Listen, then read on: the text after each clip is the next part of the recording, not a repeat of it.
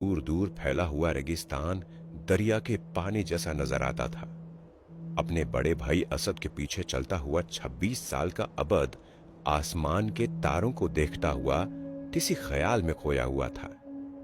उनके पास एक ऊंट था जो कि प्यासा था, इसलिए अभी उसकी सवारी नहीं की जा सकती थी। अगला पड़ाव अभी दूर था, जहां उन्हें ऊंट के लिए पानी और अपने लिए कुछ खाने को मिलता।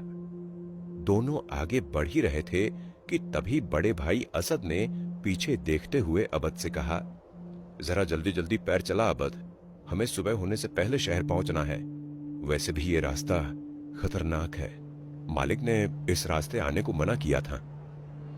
रेगिस्तान का जो रास्ता उन दोनों ने चुना था, उस रास्ते सिर्फ वही लोग सफर किया करते थे जो या तो जल्दबाजी में हो या फिर उन्हें उस रास्ते की सच्चाई न पता हो।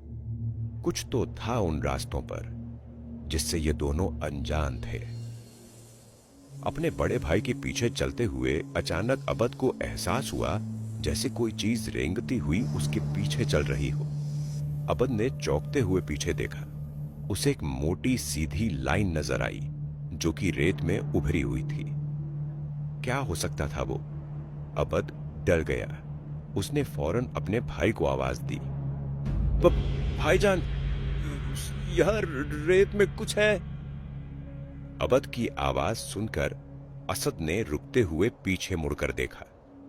रेत में एक अजगर जितनी मोटी लाइन उन दोनों का काफी देर से पीछा कर रही थी।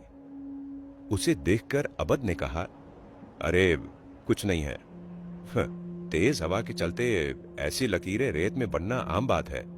तू बस जल्दी जल्दी चलता रहे, बाकी चीजों पर ध्यान मत दे। हा?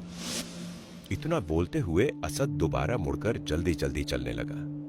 उसने अबद का दिल रखने के लिए ऐसा जवाब तो दे दिया था, मगर उसके चेहरे का डर साफ बयां कर रहा था कि वो रेत में बनी लाइन अपने आप नहीं बनी थी। दोनों भाई रेत में जल्दी जल्दी चलने की कोशिश कर रहे थे। काफी देर से चलने की वजह से उनकी सांसें फूलने लगी थी। वो रेत में बनती लाइन अभी भी उनका पीछा कर रही थी।